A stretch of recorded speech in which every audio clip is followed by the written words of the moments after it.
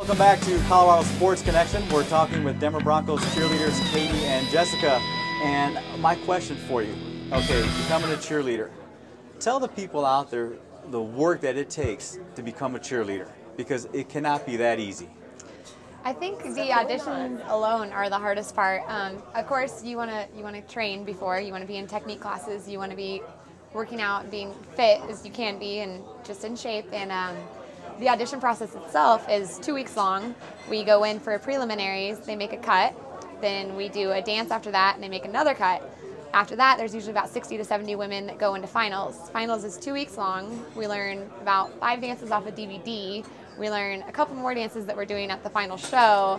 And then you also have an across the floor to do a kick line, an interview, a football knowledge test, and a solo. Wow. And that's all for finals.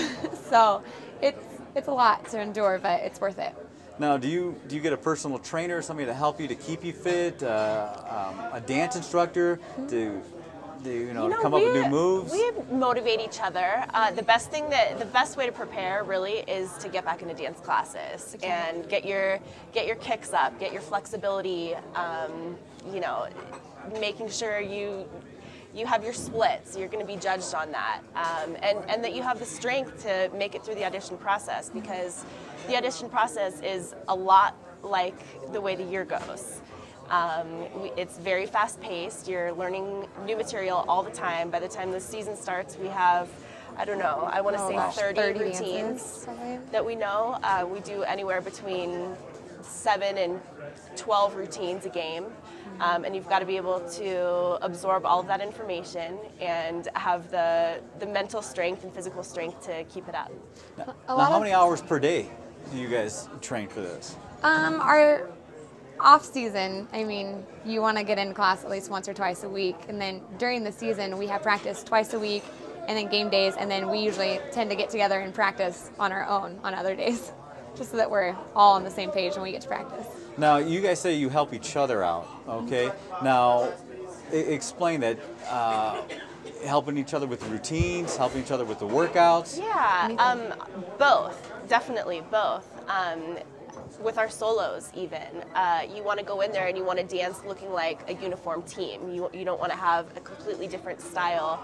Broncos has a very distinct style, so we help each other with that. We give each other constructive criticism on, get your kicks higher, straighten your bottom leg, get your passe in on your turns, which a lot of people probably have no idea what that means. I was going to say, yeah. you just lost me on that one. Right, but the technique, a lot of that, because a lot of times when you're dancing, you're just going for it, and you're dancing and you don't realize some of the things that you could be doing better. Mm-hmm. So in that sense, we help each other. Yeah, and I think we motivate each other to go to dance class. Like, there's a couple studios that do offer Broncos prep classes and technique classes, and we tend to take those together. And you'll get up one morning and one person sends out a text like, "Who's coming tonight?" And we're all like, "All right, let's all go." Yep. And most of us usually go. Our choreographer, Shelly Trujillo, has a prep class, and she has dance classes.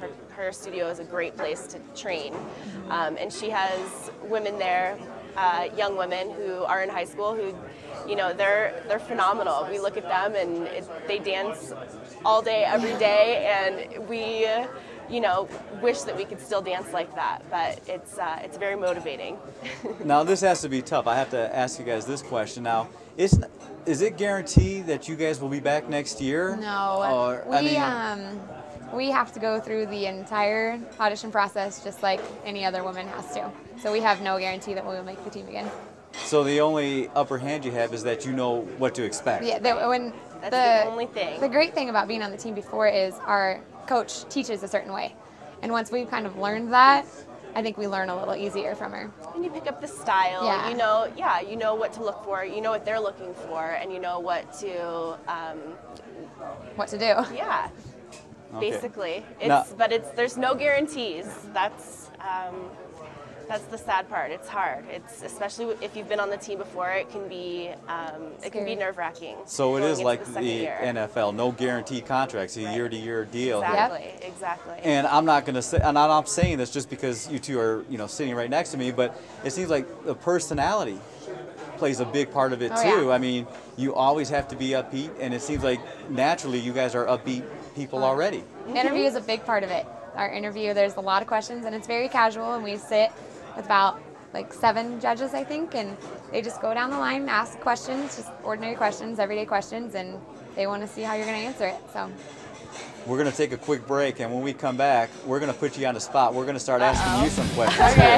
All right, so be ready. When we come back, we're going to talk with Katie and Jessica right here on Colorado Sports Connection.